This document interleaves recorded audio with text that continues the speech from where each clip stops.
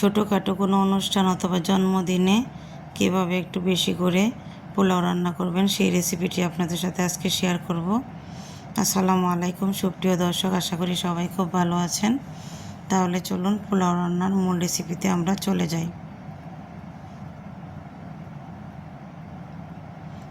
পোলাও রান্না করার জন্য আমি এখানে একটি রান্নার পাত্র বসিয়ে দিয়েছি আর দিয়ে দিয়েছি পরিমাণ মতো তেল আর 3 টেবিল চামচ ঘি দিয়েছি। তেলটা আর ঘিটা যখন গরম হয়ে এসেছে তখন আমি 1 কাপ পেঁয়াজ দিয়ে দিয়েছি। এটা আমি বেরেস্তা করে নিব।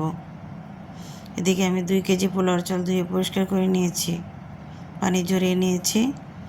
পেঁয়াজ বেরেস্তাটা হয়ে গিয়েছে, চুলা থেকে নামিয়ে একই তেলের মধ্যে আমি 2 টেবিল চামচ পেঁয়াজ বাটা দিলাম আর 1 টেবিল চামচ দিয়ে দিলাম আদা বাটা। পেঁয়াজ আর আদাটা একটু ভালো করে ভেজে নিলাম যাতে করে এর কাঁচা গন্ধটা দূর হয়ে যায়। এখানে 2টা দারচিনি আর 5টা এলাচ দিয়ে দিলাম আর দিয়ে দিলাম 3টা তেজপাতা। গরম মশলাগুলো একটু কিছুক্ষণ ভেজে নিব।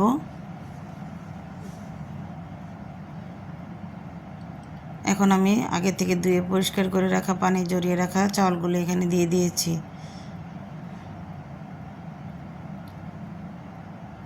চালটা খুব ভালোভাবে ভেজে নিতে হবে। এখানে চালের জন্য আমি পরিমাণ মতো লবণটা দিয়ে দিচ্ছি।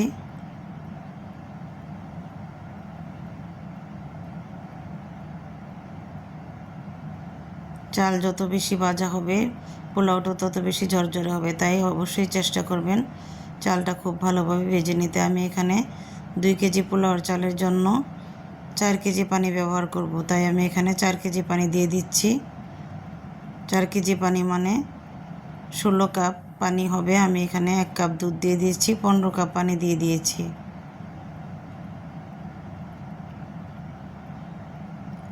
এই মাপটা সব সময় ঠিক রাখবেন, যতটুকু চাল তার ডবল পানি, তাহলেই পোলাওটা ঝরঝরে হবে। এখানে আমি আরও 1/3 কাপ ফুল ক্রিম পাউডার দুধ দিয়ে দিয়েছি, এতে করে পোলাওটা খেতে আরও বেশি ভালো লাগবে।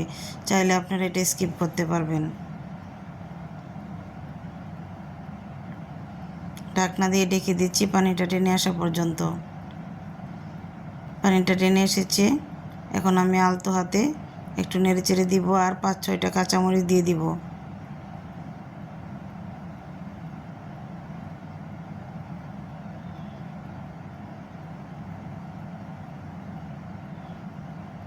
এখানে আরও 3 টেবিল চামচ ঘি দিয়ে দিলাম।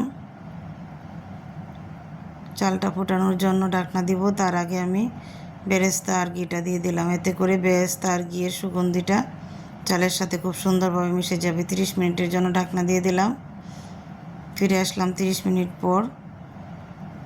এখন আমার পোলাওটা খুব সুন্দরভাবে ফুটে উঠেছে এবং খুবই সুন্দর ঝরঝরে হয়েছে।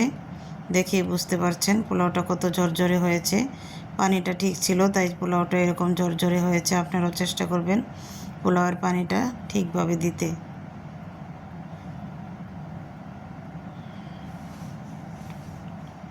আলতো হাতে একটু উল্টে পাল্টে দিচ্ছি।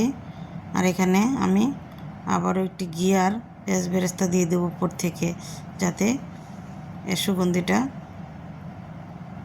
খুব ভালো লাগে। উপর থেকে কিছুটা ঘি দিয়ে দিলাম।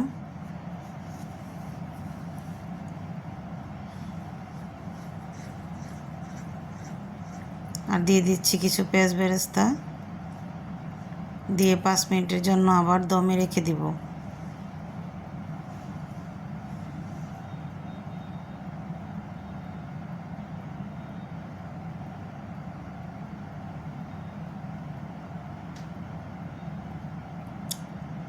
পোলাওটা আমি এখানে প্লেটে নিয়ে নিয়েছি। এই তো আমার পোলাওটা খুবই সুন্দর ঝরঝরে হয়েছে এবং খেতেও ভীষণ ভালো হয়েছিল।